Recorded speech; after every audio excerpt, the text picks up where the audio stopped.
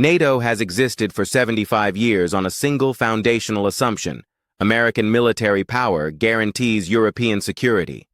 Article 5's collective defense commitment is credible because American nuclear weapons, carrier groups, and global military reach make retaliation against any aggressor inevitable and overwhelming.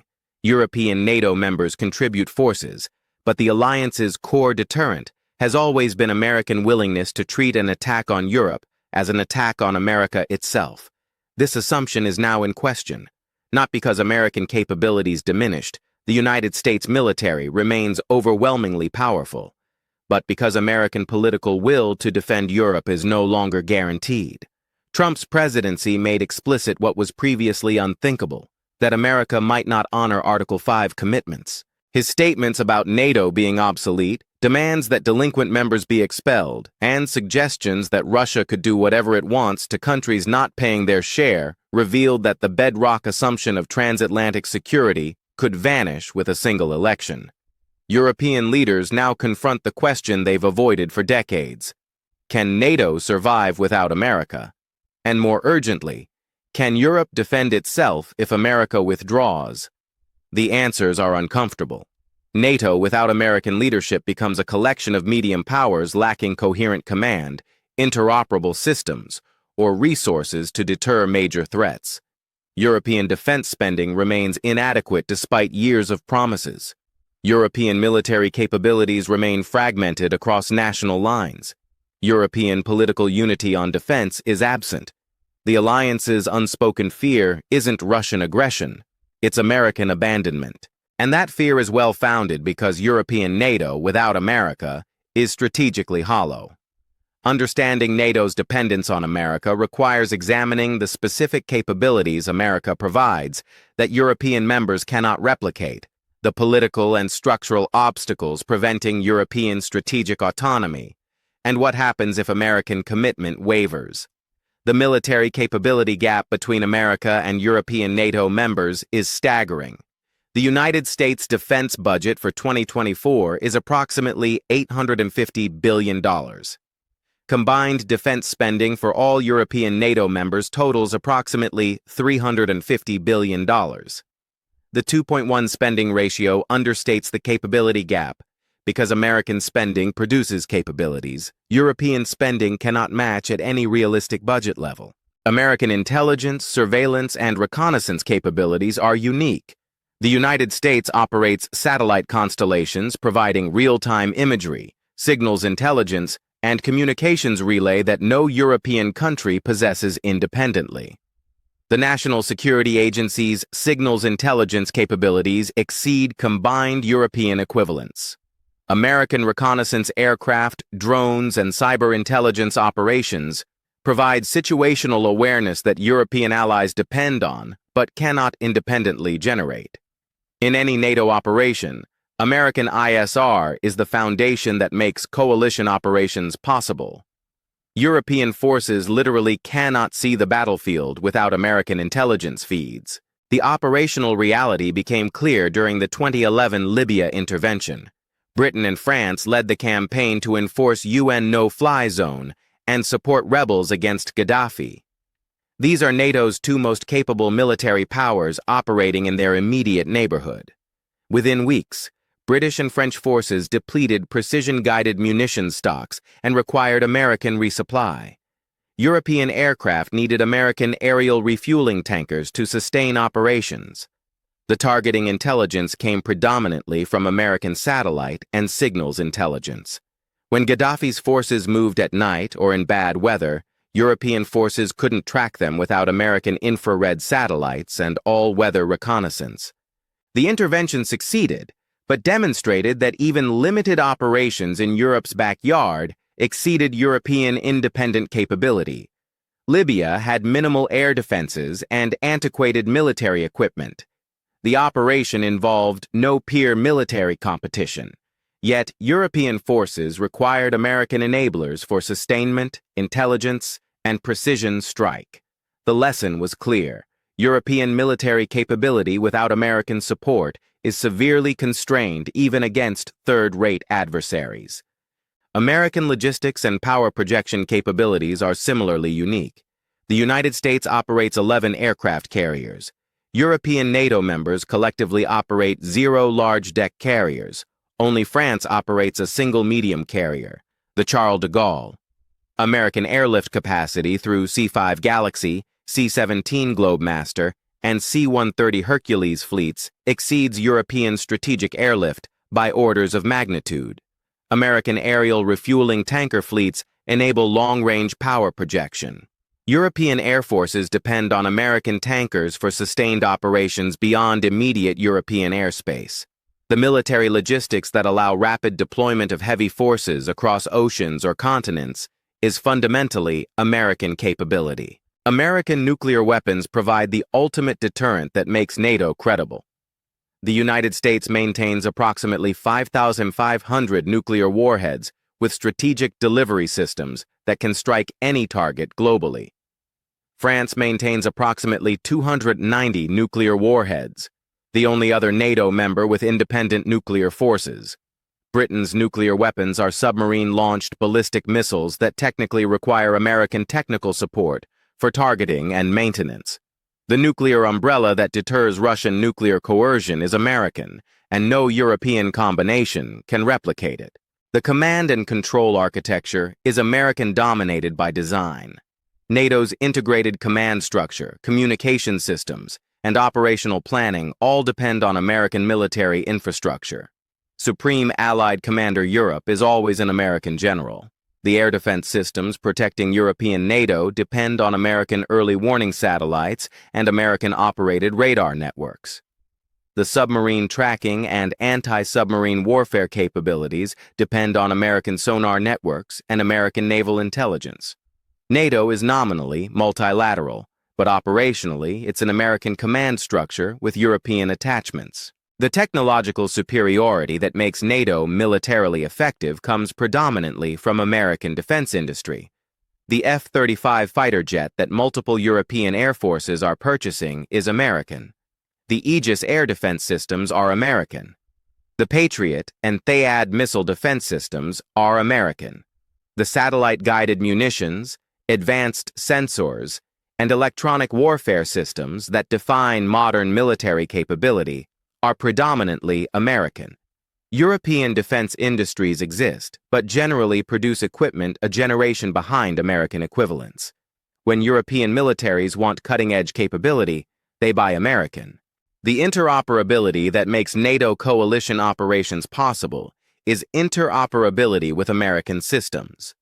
NATO standardization means European forces can work with American forces, not necessarily with each other. Polish forces using American equipment can integrate with American units effectively. But Polish and German forces using different equipment standards face interoperability challenges. The glue binding NATO together is compatibility with American systems, not European integration. The 2% GDP defense spending target reveals European unwillingness to fund adequate defense. NATO members agreed in 2014 that all members should spend at least 2% of GDP on defense. The target was modest. 2% is the floor, not the ceiling. A decade later, most European members still don't meet it. Germany, NATO's largest European economy, finally reached 2% in 2024, after years below target. France historically hovered around 2%. Spain, Italy, Belgium, and others remain below 2%. The aggregate European NATO spending is approximately 1.7% of combined GDP, when excluding the few members meeting the target. The specific numbers reveal the shortfall. Germany's defense budget 2014 was approximately 1.3% of GDP, roughly $45 billion. After a decade of supposed priority on defense spending, Germany allocated special $100 billion fund-pushing spending temporarily to 2%. But without the special fund, baseline German defense spending would remain around 1.5 to 1.6% of GDP. Italy's defense spending fluctuates around 1.5% of GDP, approximately $30 billion. Spain allocates approximately 1.3% of GDP to defense, roughly $20 billion. Belgium's defense spending is approximately 1.3% of GDP, under $7 billion despite hosting NATO headquarters.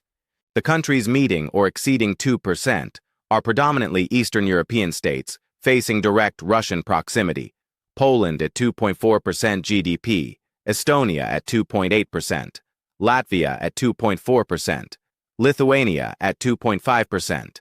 These are the states with most to lose from Russian aggression, and therefore most willing to invest in defense.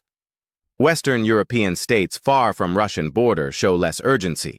They implicitly rely on geography and American protection rather than funding adequate independent capability. The 2% target itself is inadequate for strategic autonomy.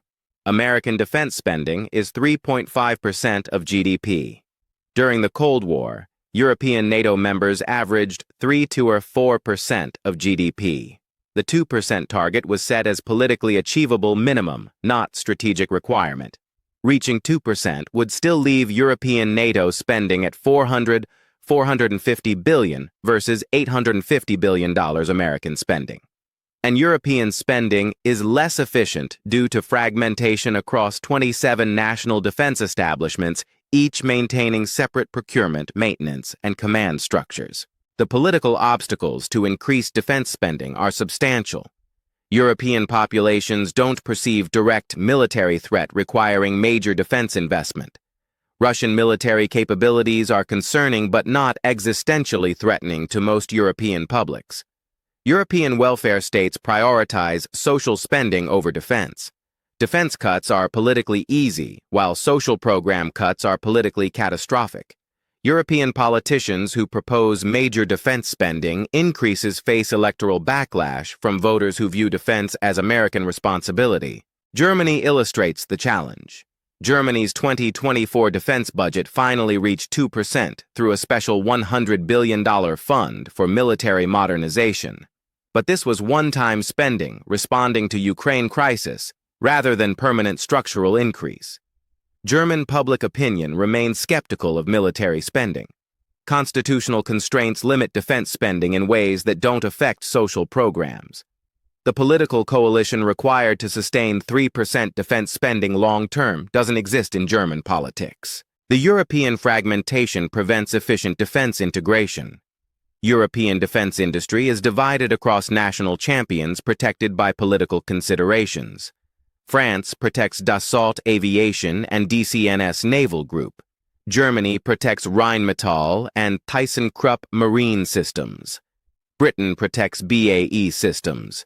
Each country wants defense spending to support domestic industry, rather than buying more cost-effective alternatives from European partners. This creates duplication where Europe collectively develops multiple fighter jets, multiple tank designs, multiple naval platforms, when consolidation would be far more efficient. The attempts at European defense integration have repeatedly failed. The European Defense Community proposal in the 1950s collapsed due to French opposition. The European Rapid Reaction Force announced in 1999 never achieved operational capability. The Permanent Structured Cooperation, PESCO, launched in 2017, has produced minimal practical results. European strategic autonomy remains aspirational slogan rather than implemented policy. The obstacles are political sovereignty concerns, industrial competition, and divergent strategic priorities across members. The historical pattern is consistent failure. The 1952 European Defense Community Treaty would have created unified European army under supranational control. The treaty was signed by France, Germany, Italy, Belgium, Netherlands, and Luxembourg, the core of European integration. But French National Assembly rejected ratification in 1954, killing the project. French concerns about sovereignty and American dominance within integrated command proved decisive. The rejection established precedent that European military integration threatens national sovereignty in ways economic integration doesn't. The 1999 Helsinki headline goal established European Rapid Reaction Force target: 60,000 troops deployable within 60 days for operations up to 1 year. The goal was modest compared to American capability, but represented significant European ambition. By 2003 deadline, the force existed on paper but lacked strategic airlift, field hospitals, precision munitions, and command systems to function independently. The force never deployed operationally because capabilities remained inadequate and political consensus for deployment never materialized. The 2017 Permanent Structured Cooperation, PESCO, was latest attempt. 25 EU member states committed to binding defense cooperation, including regular defense spending increases, joint procurement, and capability development. 5 years later, PESCO produced 60-plus projects, ranging from military mobility corridors to cyber defense frameworks. But actual operational capability increases were minimal. Projects remain largely coordination mechanisms rather than integrated European military capability. The strategic culture differences prevent unified European defense policy. Baltic states view Russia as existential threat and prioritize NATO collective defense. France views European strategic autonomy from American dominance as priority, even if that means accepting reduced capability. Germany views defense through lens of historical guilt and legal constraints that limit power projection. Southern European states prioritize Mediterranean security and migration over Russian threat. These different priorities prevent consensus on what European defense should defend against and how. The scenario planning for American withdrawal reveals the inadequacy. If America announced withdrawal from NATO, European response options are all problematic. European members could radically increase defense spending to 3 to 4% of GDP, creating $600 to $700 billion in combined defense budgets approaching American scale. But this would take 5 to 10 years to translate into actual capability because building military infrastructure, training personnel, and developing weapons systems requires time that crisis wouldn't provide. European members could pursue much deeper integration, creating unified European military under supranational command. This would improve efficiency by eliminating duplication and enabling European-scale defense industry. But political obstacles are immense. No major European country is willing to subordinate national military forces to Brussels' control. The sovereignty concerns that prevented European defense community in 1950s persist today. European military integration requiring treaty changes would face years of negotiation and ratification that could fail. European members could pursue nuclear proliferation with Germany, Poland, and other states developing independent nuclear deterrence to replace American nuclear umbrella. This is technically feasible. Multiple European states have nuclear technology and delivery system capability. But proliferation would violate non-proliferation treaty commitments, create intra-European security competition, and potentially trigger Russian countermeasures. The nuclear taboo that prevented European proliferation during Cold War despite Soviet threat suggests political barriers are prohibitive. European members could pursue accommodation with Russia, accepting Russian sphere of influence in Eastern Europe in exchange for Russian acceptance of Western European autonomy. This is the scenario European leaders most fear discussing publicly because it would abandon NATO's Eastern members and validate Russian revisionism. But if America withdraws and European defense is inadequate, accommodation becomes default outcome, regardless of stated intentions. The French position reveals the contradiction in European strategic thinking. France has most consistently advocated European strategic autonomy and maintains most capable independent military in Europe.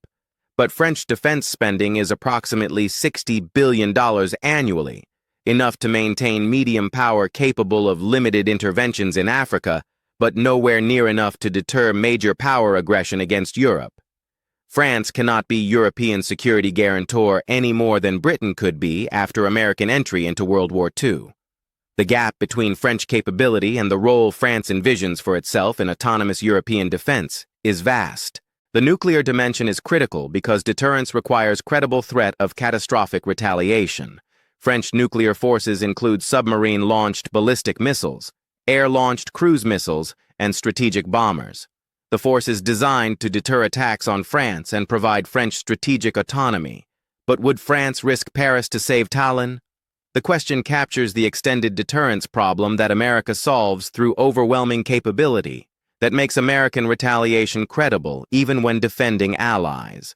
French nuclear forces probably don't extend credible deterrence to Eastern Europe because the risk-benefit calculation doesn't favor French nuclear escalation to defend non-French territory. Britain's position is transitional between European and American orientation. Britain historically viewed itself as bridge between America and Europe rather than purely European power. Brexit reinforced British distinction from continental Europe. British defense policy remains strongly Atlantic in orientation with close integration with American military. In scenario where America withdraws from European defense, Britain would likely maintain bilateral American relationship while distancing from European collective defense.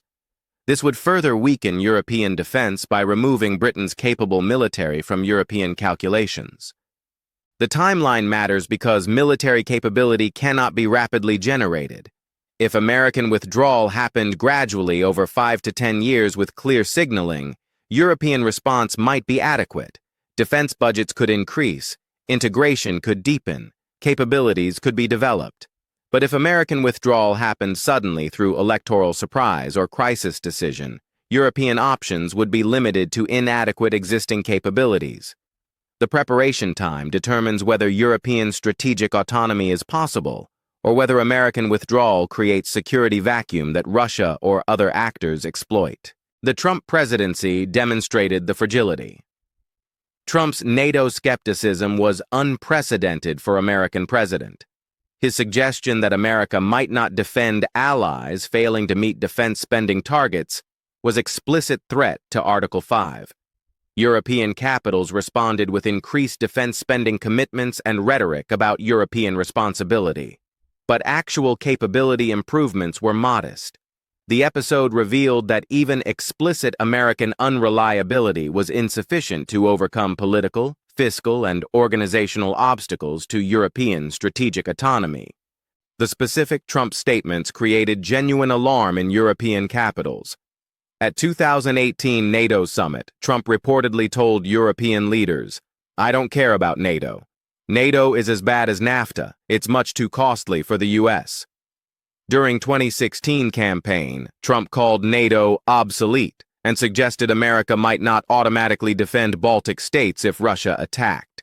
In February 2024 campaign rally, Trump recounted telling European leader, "No, I would not protect you. In fact, I would encourage them to do whatever the hell they want."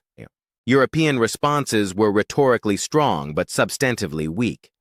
German Chancellor Olaf Scholz announced the $100 billion Special Defense Fund, but this was one-time spending rather than permanent structural increase. French President Macron renewed calls for European strategic autonomy, but French defense spending increased only marginally. Eastern European states increased defense spending significantly, but from very low baselines and still depend on American equipment and NATO integration. No European state announced plans to develop independent nuclear deterrent. No serious initiative for European defense integration emerged beyond existing frameworks that had already failed. The episode demonstrated that European defense policy is reactive to American signals rather than driven by independent strategic calculation. When Trump questioned American commitment, European spending increased slightly. When Biden took office reaffirming Article 5, European urgency diminished. This reactive pattern reveals European preference for American guarantee over genuine autonomy. The future American domestic politics create uncertainty. Trump could return to presidency, or similar figures could emerge who view European defense as costly entanglement rather than strategic necessity. American isolationism has deep historical roots. American prioritization of Indo-Pacific over Europe reflects genuine strategic logic as China becomes peer competitor. European leaders cannot assume American commitment will persist regardless of circumstance. The question is whether European preparations for potential American withdrawal begin now or only after crisis makes them urgent but inadequate. The alliance's unspoken fear is that American security guarantee is already hollow, that America won't actually risk nuclear war to defend Estonia or Latvia, that Article 5 commitment will be reinterpreted or ignored when tested.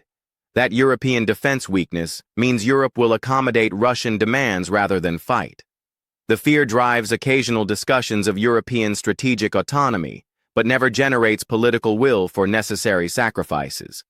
European leaders prefer hoping American commitment persists to confronting costs of genuine independence. The historical comparison to Warsaw Pact is instructive. The Warsaw Pact was nominally multilateral alliance, but actually Soviet-dominated military structure where Eastern European members contributed forces operating under Soviet command with Soviet equipment following Soviet doctrine. NATO's structure is different in form, genuinely multilateral with national sovereignty respected. But in substance, NATO resembles Warsaw Pact more than NATO's mythology suggests. American military dominance within NATO is as complete as Soviet dominance within Warsaw Pact was. European NATO members contribute forces but don't meaningfully shape strategy or provide independent capability.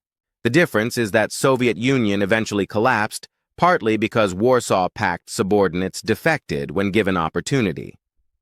NATO faces opposite risk. American public might decide defending European allies isn't worth costs and risks. The alliance's strength depends on dominant power maintaining commitment. When Warsaw Pact's dominant power weakened, alliance dissolved. If NATO's dominant power withdraws commitment, alliance becomes hollow regardless of European preferences.